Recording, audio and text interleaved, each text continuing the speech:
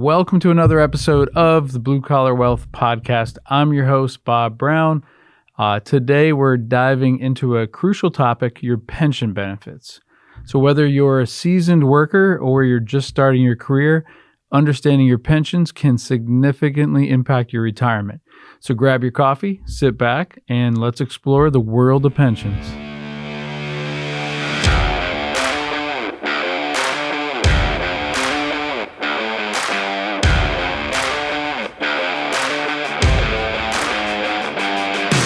Okay, let me start off by answering the question that really should be in your head right now, which is, why should I care, Bob, or spend any time thinking about my pension? Well, let me tell you, here at Stonehouse, we're a financial planning firm, right? So we help you lay out all the important things in your life and work with you to make sure you're efficiently moving through life, doing the right things that make those realities come true for you. Your pension should never be taken lightly or overlooked. It's really one of, if not the biggest part of your retirement plan. To spend no time understanding how it works or getting to know or nurture it would be like deciding to build a family and then picking a spouse who you don't even know or you spend no time getting to know. To me, that sounds like rolling the dice. That sounds crazy. It sounds a bit like torture. Don't do that with your life. Don't do that with your pension. So stick with me for a few minutes and let's give you a real good foundation to build onto. Okay, first things first. What exactly is a pension, right?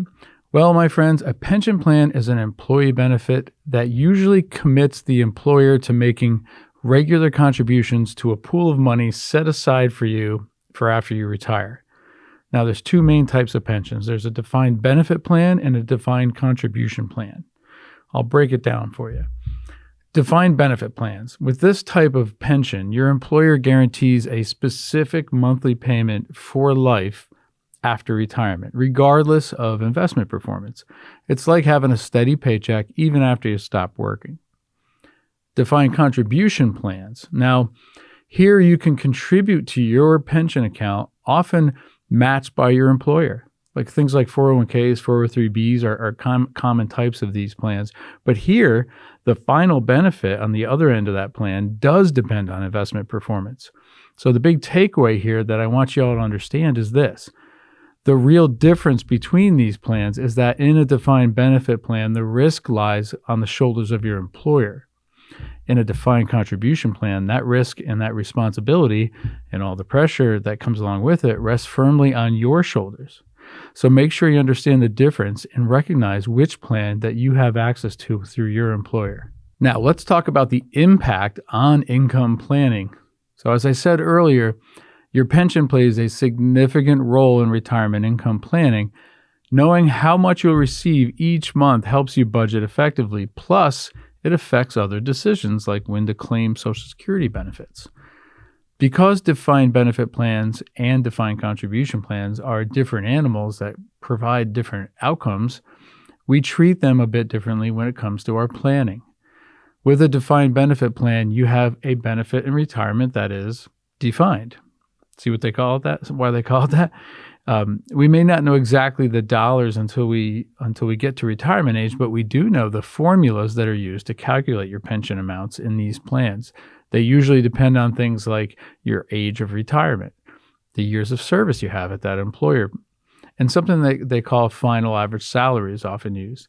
All of those can move the needle up or down as to the amount of your income stream, but that window or amount of fluctuation is relatively narrow. So these plans make financial planning a bit easier in that we know we have a base income stream coming to you and we know what age that turns on. Planning for defined contribution plans like 401ks and 403bs are a bit more challenging, not because the math is more complex or anything like that, but simply because you need to use more variables in those projections, which means that you're going to see a wider range of possibilities, especially over long periods of time. So what moves the needle for you in this type of plan? Things like how much money you personally contribute to the plan, the amount that your employer matches, and certainly the overall investment's performance during that time, which is why it's so important to pay attention to your details. Okay, so let's talk strategies for optimizing pension benefits, right? Now, All right, let's just go right into the couple of different strategies here. So maximizing contributions is the first one. If your employer matches contributions, take advantage of it. Contribute as much as you can. Just do simple math. If your employer matches, let's say, the first 5% that you contribute, and let's say that you make $100,000 a year just for round numbers, 5% of that is $5,000. So if you contribute $5,000 of your own money, your employer puts in another $5,000. That's 100% return on your money every single year during your entire career. There is no investment that can get you that type of return year after year. So what I'm trying to say is your employer matches is an incredible benefit that you need to take advantage of if you have that option. How much should you contribute? As much as you can afford, man. Try to at least do the matched amount. But if you can find a way to swing it, try to put in the maximum that your plan will allow each year. Now, most people can't or don't do that. So if you want to be most people, then do something in the middle. If you want to be exceptional, then plug as much as you can into that thing.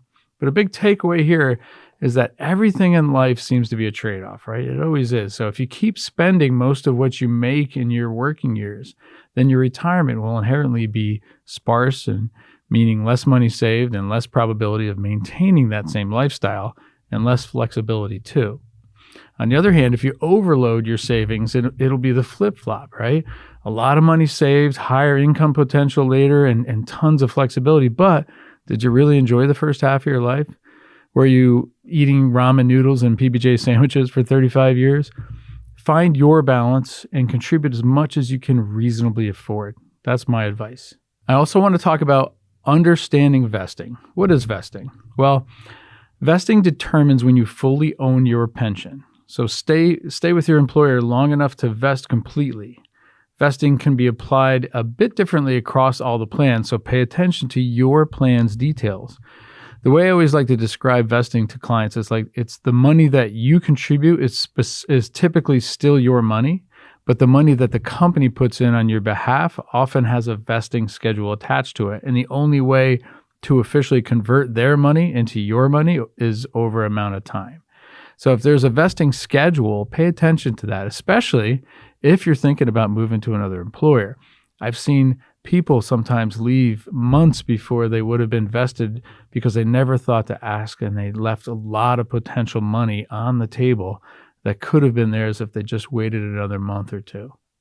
Lump sum versus an annuity payment. So at some point in your future, if you have a defined benefit pension, they may offer you a lump sum payout at retirement. And this is a super important moment in your financial life. And I really can't emphasize enough for you to need to sit up and pay attention to your numbers at this time. So some, not all pensions, may give you the ability to take out this lump sum. And so what does that mean, right? It's often an amount of money that represents what you put into it over the years, plus any interest attributable to that money. So if you take out that money, that leaves a smaller amount remaining in your pension company's coffers, and therefore their monthly payments to you will be reduced accordingly. So why would you consider taking out a lump sum, right? Well, there's actually many reasons. You don't have to do it, but some of the things you can consider are having more control over your investments, being able to dial up or down your monthly income. Maybe you don't need all that income. Deferring the income on that amount until a later date. You might not need it to start out, but turn it on at a future date. And also more flexibility to possibly transfer that money to your children in the future. Just to name some of the common reasons there. So the question is, do those relate to you at all? Maybe yes, maybe no. That's what makes the world go round, right? We love building flexibility into your life. So these kinds of decisions are fun and fairly easy for us to model out for you to see. Now we're going to talk tax implications on your pension income. Yeah, taxes are always the inevitable topic. You need to know that in most cases, pension income is taxable, but the rules vary, so consult a tax professional to optimize your tax strategy.